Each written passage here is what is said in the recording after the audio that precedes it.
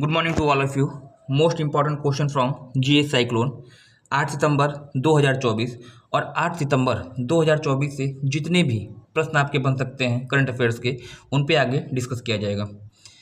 इस वीडियो का solution PDF मैं आपको डिस्क्रिप्शन बॉक्स में प्रोवाइड करा दूंगा, वहाँ से जो है आप इसको डाउनलोड कर सकते हैं। इसके अलावा आप मुझे इन सोशल नेटवर्किंग साइट से फॉलो करिए, वहाँ पे जो है प्रतिदिन मैं आपको अच्छे अच्छे प्रश्न आपको प्रोवाइड करता रहता हूँ। आज शिद्दत से करो कोशिश तुम चिराग बनने की, कौन जाने रोशन तुम्ही से सारा जहां हो। मतलब आप जो कार्य कर रहे हैं, जो आपका लक्ष्य है, उस लक्ष्य की प्राप्ति में अपना पूर्ण 100% दीजिए। सफलता मिलती है या नहीं मिलती है, जो चीज़ें आपके हाथ में है वो आप कर सकते हैं। वैकेंसी आएगी या नहीं आएगी, वैकेंसी में धांधली होगी या नहीं होगी, ये सोचना आपका काम नहीं है।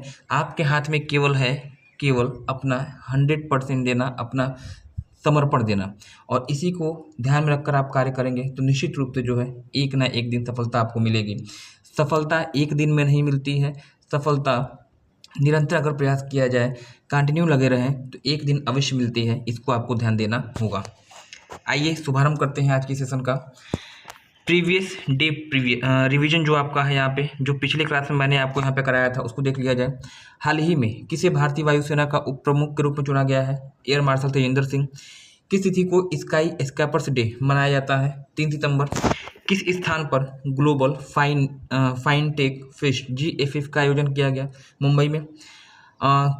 किस राज्य विधानसभा के द्वारा अपराजिता एंटी रेप बिल विधेयक पारित किया गया है? पश्चिम बंगाल। पेरिस पैरालंपिक में भारत के दूसरा स्वर्ण पदक जीतने वाले नीतीश कुमार का संबंध किस खेल से है? तो यह संबंधित है, बैडमिंटन खिलाड़ी हैं।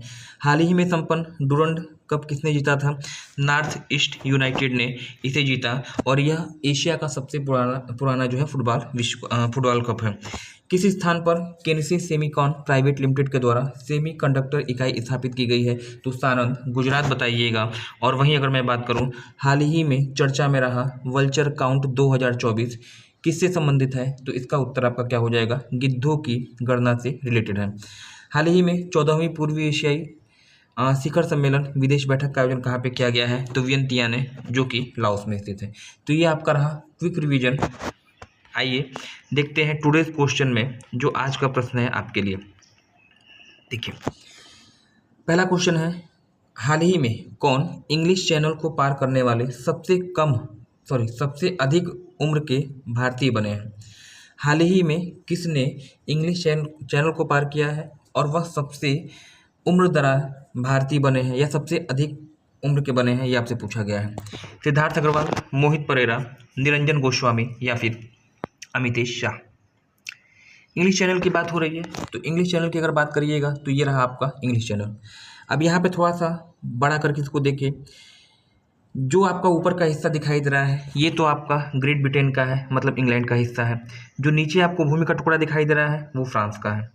इंग्लैंड और फ्रांस के बीच में नीला हिस्सा पानी का दिखाई दे रहा है। अच्छा, पश्चिम वाले नीले हिस्से को देखिएगा, तो पश्चिम वाला जो नीला हिस्सा है ये आपका अटलांटिक ओशियन है, अटलांटिक सागर है। और जो आपका दाहिने तरफ वाला जो नीला पोर्शन आपको दिखाई दे रहा है फ्रांस के पूरब में, वो आपका क्या है? उत्तरी सागर है। तो इंग्लिश चैनल जो है वह अलग किसको करता है? आप कहेंगे फ्रांस को इंग्लैंड से, और जोड़ता किसको है? तो जोड़ता है अटलांटिक महासागर को उत्तरी सागर से। अब ये जो बीच में आप दिखाई दे रहा है ना, यहाँ पे लगभग 42 किलोमीटर की डिस्टेंस है इंग्लैंड और फ्रांस के बीच में, और इसी जलीय क्षेत्र को आप क्या नाम देते हैं? इंग्लिश चैनल कहते हैं। उम्मीद है मेरी बातों को आप समझ रहे होंगे। अब दिया है यहाँ पे इंग्लिश चैनल को पार करने वाले सबसे उम्रदराज भारतीय बने हैं, निम्नलिखित में से कौन बना है? पहले मैं यहाँ प्रश्न का उत्तर देता हूँ, इसके बाद कुछ चीज़ें इसके बारे में मैं आपको बताऊंगा।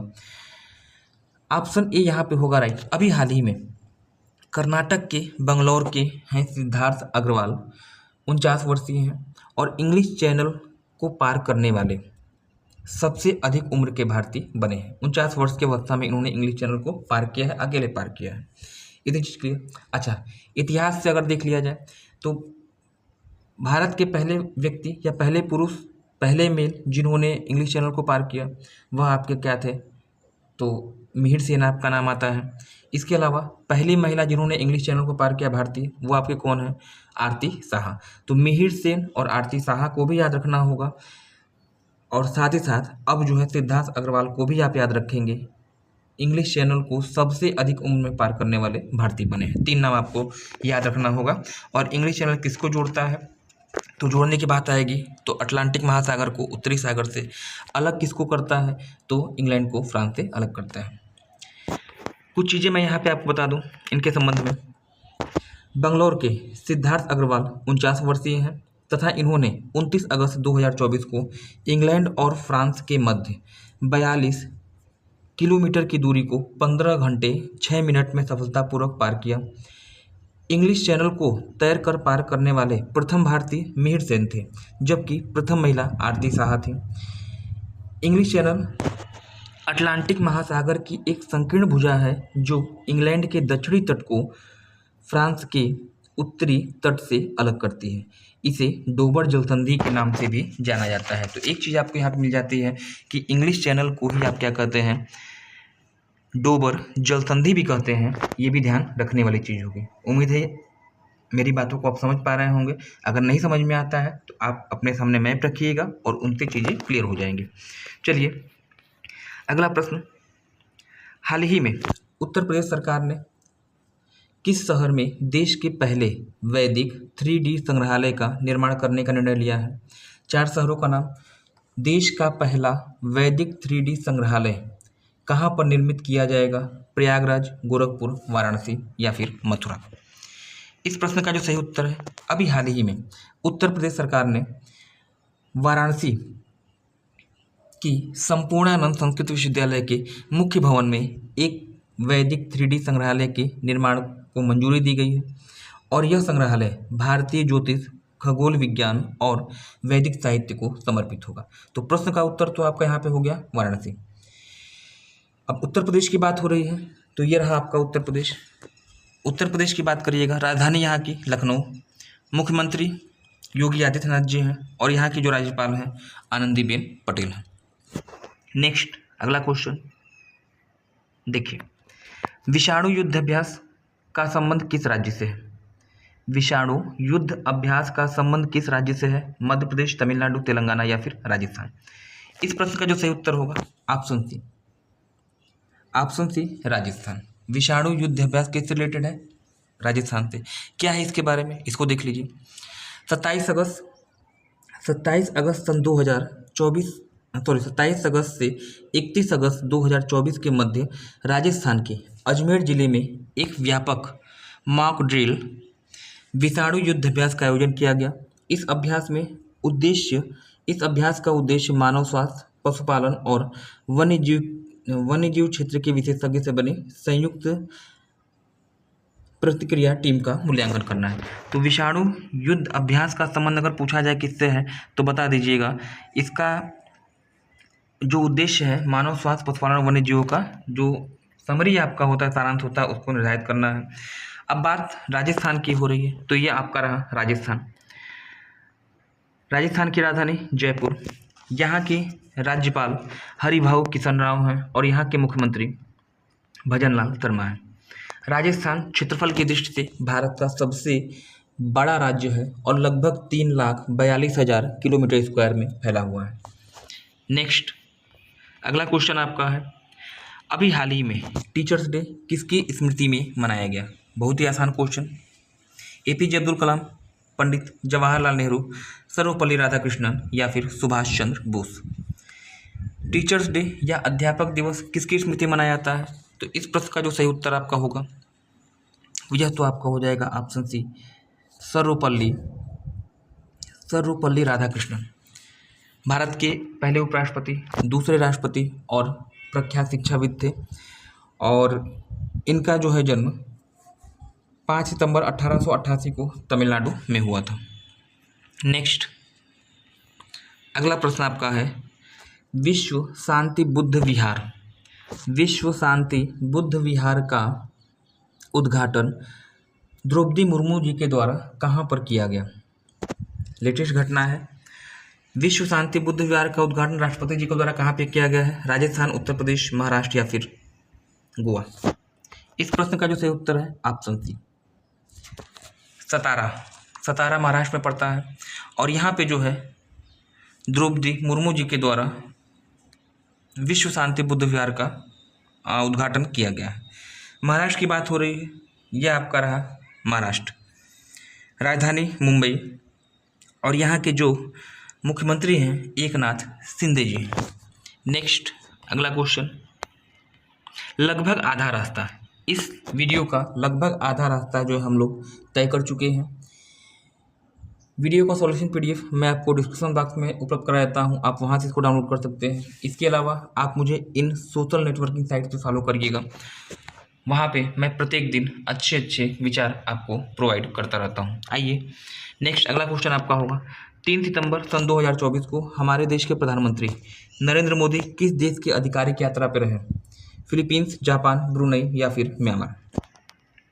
लेटेस्ट क्वेश्चन है, 3 सितंबर की बात हो रही है, मतलब कल या परसों की। ऑप्शन यहाँ पे होगा, देखिए ब्रुनई और सिंगापुर, इन दो देशों की यात्रा पे हमारे प्रधानमंत्री जी गए हैं और इसमें जो सिंगापुर तो दिखाई नहीं दे रहा है, जाहिर सी बात है इसका जो सही उत्तर आपका हो जाएगा ब्रुनई। दक्षिण पूर्वी एशिया का एक देश ब्रुनई, जो कि बोर्नियो द्वीप पर स्थित है। ये रहा आपका ब्रुनई।